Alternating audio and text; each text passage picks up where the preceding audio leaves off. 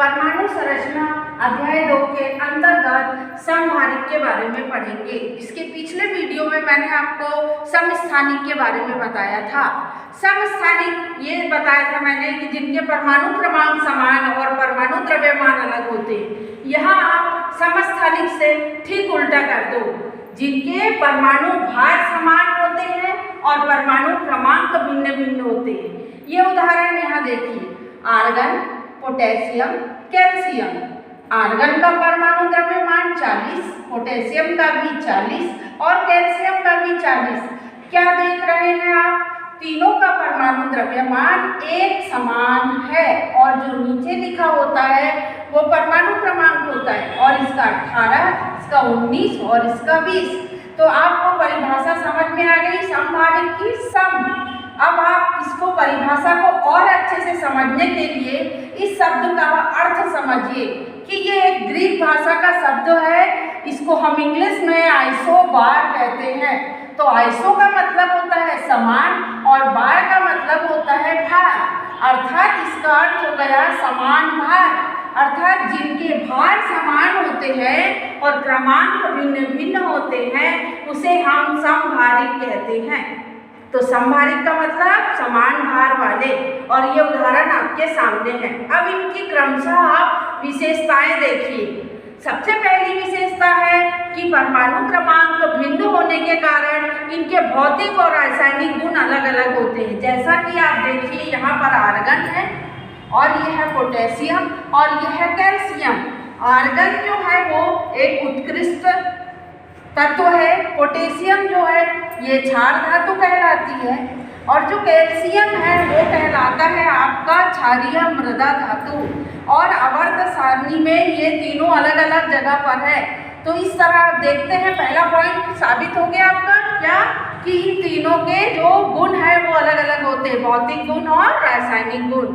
दूसरा, इनके नाभिक में न्यूक्लियनों की संख्या। तो प्रश्न है कि न्यूक्लियन किसे कहते हैं? तो आपको याद रखना है कि न्यूट्रॉन और प्रोटॉन का योग क्या कहलाता है? न्यूक्लियन। तो न्यूक्लियन की संख्या बराबर होती है। इस सेकंड को हम ऐसे समझेंगे, ये देखिए, ये आर्गन है 40 और ये है 18। अब इसके अंदर इलेक्ट्रॉन, प्रोटॉन और न्यूट्रॉन निकालिए। ये पोटेशियम, ये 19 और ये 40। इसके अंदर आप इलेक्ट्रॉन, प्रोटॉन और न्यूट्रॉन निकालिए। तो इसका इलेक्ट्रॉन कितना होगा? मैंने आपको बताई थी कि जितना क्रमांक होता है उतना ही इलेक्ट्रॉन, और जितना इलेक्ट्रॉन होता है उतना ही प्रोटॉन। उसके बाद पोटेशियम। तो पोटेशियम में इलेक्ट्रॉन क्रमांक 19 है तो इलेक्ट्रॉन भी 19, तो प्रोटॉन भी 19। और इसी प्रकार आर्गन, पोटेशियम और ये है आपका कैल्शियम, इसका क्रमांक 20 है और भार 40 है। तो इसमें इलेक्ट्रॉन और प्रोटॉन और न्यूट्रॉन कितने? इसका क्रमांक 20 है तो इलेक्ट्रॉन भी 20, और अगर इलेक्ट्रॉन 20 है तो प्रोटॉन भी 20। अब आप न्यूट्रॉनों की संख्या कैसे ज्ञात करेंगे? तो आप 40 में से 18 को घटा दीजिए, कितना मिला आपको? 22। 40 में से 19 को घटाइए, 21। 40 में से 20 को घटाइए, 20। अब आप ये देखिए कि इसमें न्यूट्रॉन और प्रोटॉन इन तीनों में एक समान है क्या? नहीं। इसमें 18, इसमें 19, इसमें 20। इसमें न्यूट्रॉन एक समान है क्या? नहीं। इसमें 22, इसमें 21, इसमें 20। लेकिन आप इन दोनों को जोड़िए, न्यूट्रॉन और प्रोटॉन को जोड़िए।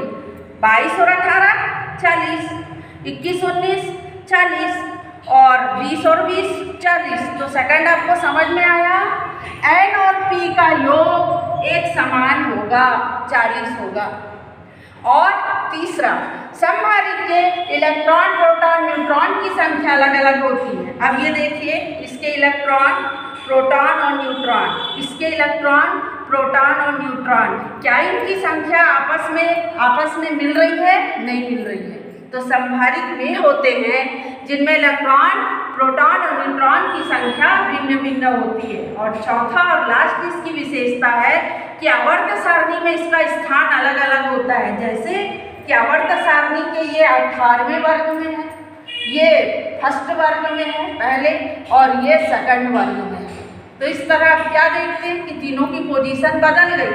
जबकि हमने पिछला समस्थानिक पढ़ा था हाइड्रोजन का, ये पढ़ा हुआ था हमने प्रोटियम, ड्यूटेरियम और ये ट्राइटिरियम, ये तीन अलग हैं। परावर्त सारणी में ये तीनों एक ही समूह में हैं। तो समस्थानिक के तत्व एक ही समूह में रहते हैं और समभारित के तत्व अलग अलग समूहों में होते हैं। अब आपको ये समभारित समझ आ गया होगा।